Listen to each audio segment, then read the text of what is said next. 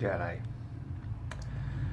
Happy Mother's Day, all you mothers and others who are just enjoying another happy Christmas day. Every day is Christmas, so cheers, big ears.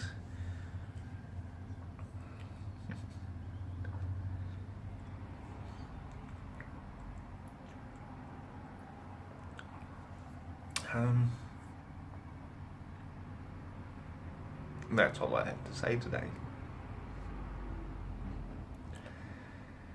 Absolutely nothing.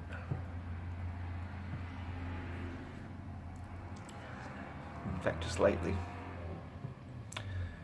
all this talk has just got me wondering. We're going nowhere. We're going in circles. As far as I'm concerned, the flat Earth isn't a debate any longer. It's not open for debate. It's finished. It's done. It's dusted. Water finds its level. No movement has ever been detected. You cannot see any curvature from any height. End of story. Water finds its flattened level. So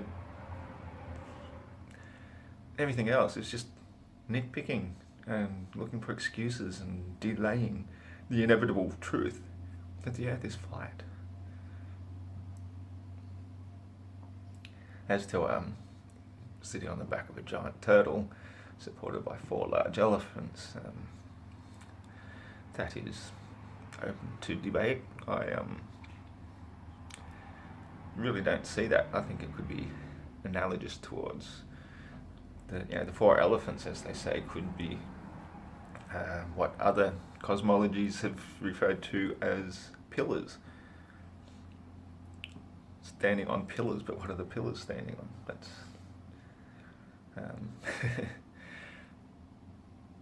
the turtle. What's the turtle on? It's swimming in a cosmic sea. Could explain the tides, I suppose. Turtle paddling. But alas, it's all just talk and going nowhere. What are we doing with it is the question. What are we doing with the truth? Were we deliberately misled, or was it accidental? I'm putting my money on it was mostly accidental to begin with anyway. It seemed like a good idea that we could be on a spinning ball. It seemed to be an advance in modern thinking that we're a planet amongst many other planets and a sun amongst many other suns, and it seemed to be an expansion of the mind, of understanding who we are and where we are, but in reality it just made us feel quite lost. It made us insignificant. It puts us in a completely insignificant place in the universe. We're inconsequential. Nothing we do has any effect upon reality whatsoever. We may as well just be a figment of somebody else's imagination, not even existing, not mattering whatsoever. That nothing, no great advancement any man ever does is going to mean jack shit, because it dies with the planet. It doesn't have any significance whatsoever. Yet if this physical plane that we're on is the only physical plane of existence, and we have always existed on it in one form or another, then if we make great advancements, great achievements, they will actually mean something. They will be preserved forever. Like, for example, those who made the pyramids, they knew what they were doing. They had an advanced way of thinking that allowed them to do it.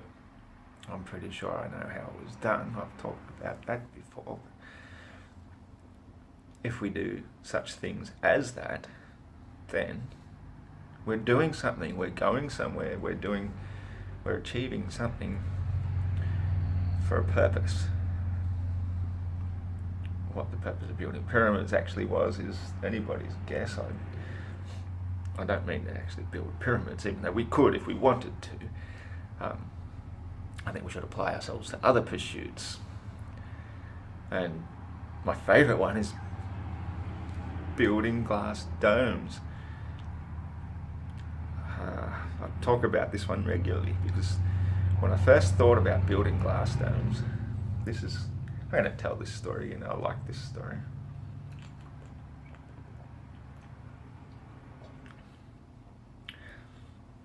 Way back around the time of 9/11, in fact, a couple of years before then, I started becoming very aware of chemtrails being sprayed in our sky.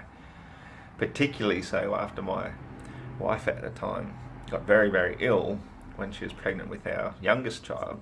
She was about 6 months pregnant, and she got this terrible respiratory illness like the flu. She could barely breathe or anything. She got hospitalised for at least a week, I think nearly 2 weeks even. It was pretty full on. And back then, we were running a business. We had a pet store business in Byron Bay, running full time. And so, I couldn't even afford for her to have the time off to be sick, you know what I mean? But anyway, she got it, and I started noticing the correlation, how so many other people at that particular time were suffering this thing called atypical pneumonia. The hospital at Lismore Base there was overflowing with people with it, and they didn't quite know what to do with her because they didn't want to put her into the maternity ward even though she was pregnant, because they didn't want to spread the flu to other pregnant women or women who've just given birth, give it to their babies or anything. So then they had to put her in like another ward where it was all full of old people, and then they didn't want them to catch it either, so they kept sort of shuffling it around. But meanwhile, the hospital was overflowing people of all ages with atypical pneumonia. Now, this is just as I was starting to seriously start investigating chemtrails. I noticed that we not only get this bizarre festival weather when they had these big outdoor festivals twice a year down in Byron, but they'd be spraying the chemtrails just before them and well into them, and a lot of people would be getting really sick.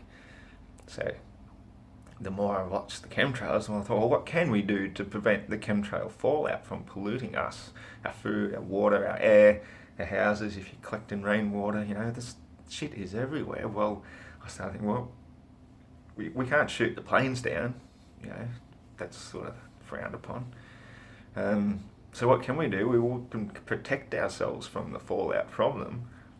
And originally I was thinking, well, I used to drink lots of fruit juice back in those days. It came in 2-litre plastic containers. So I thought, well, you could easily sort of like blast them with superheated air and press them quickly into a mould shape, so to make kind of like Lego block pieces that locked in together, and you could build a big fallout shelter out of those. But I thought, well, the plastics I'm not real keen on, because they might go bad in the sun, they might give off bad gases, and they're not really all that strong. As a temporary shelter, sure, it would be a good place to start, but not that effective in the long term. So then I thought, well, what if you did something similar but with glass blocks, and then made them actually quite big, sort of long, but not too heavy that a person couldn't lift them, ones that sort of just slide into place and lock. So once they've slid in, they become sort of self-supportive, and you could build giant domes out of these blocks, placing them in one at a time, up and up and up, around and around, massive big domes over really large sections of land. Like, I used to look at all the sugarcane fields and thinking, well, that would be an ideal place to do it, because it's nice and flat, be easy to work out your first plan or pattern to how to build them.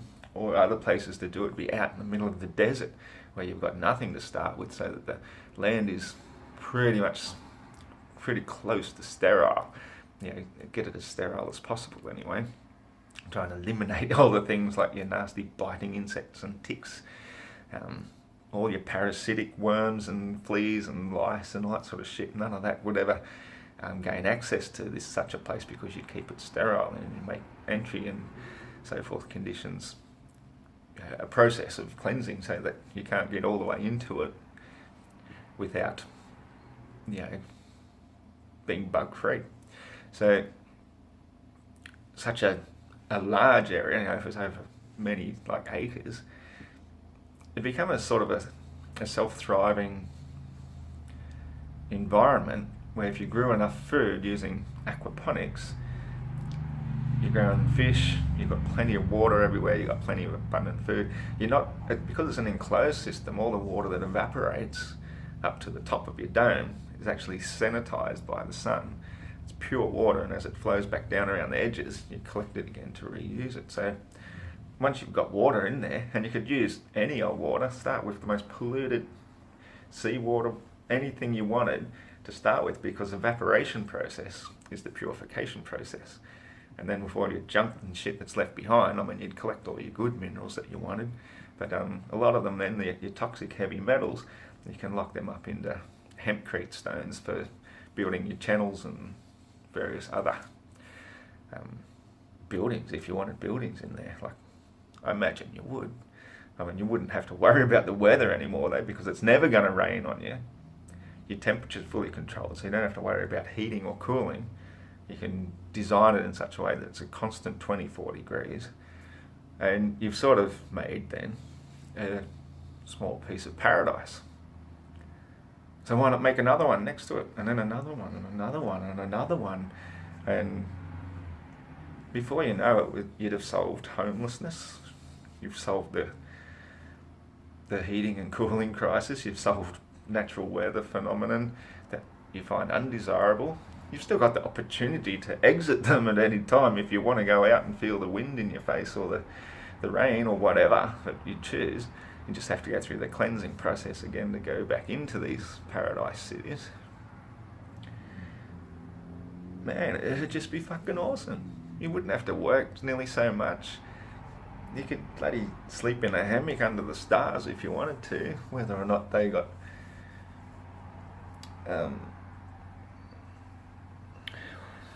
what's the word?